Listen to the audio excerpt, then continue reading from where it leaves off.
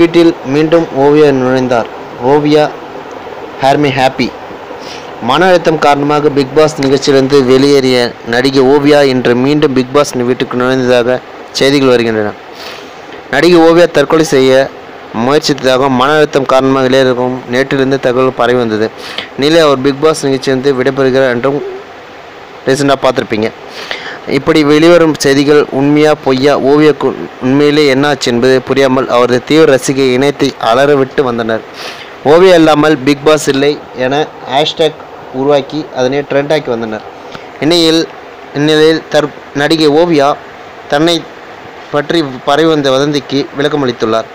அதில், நான் big pass நிகழ்ச்சியிலிருந்து வெளியேறது உண்மைதான், மீண்டும் நிகழ்ச்சிக்கு செல்ல பேச்சுவார்த்தை நடந்து வருவதாக விளக்கமளித்துள்ளார்.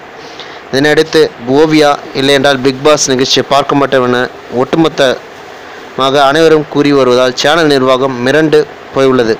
இதனால் ஓவியாவிடம் தொடர்ந்து பேச்சுவார்த்தை நடத்திட்டு இருக்காங்க. இந்நிலையில் இந்த வாரம் வெளியேற்றப்படுவார்கள் லிஸ்டில் ஜூலி, வையாபுரி, ஓவியா ஆகியோர் இருந்ததால் அவர்கள் யார் வெளியேற்றப்பட போகிறார் என்பது கமல் முன்னிலையில் இன்று ஷூட் செய்யப்படுகிறது.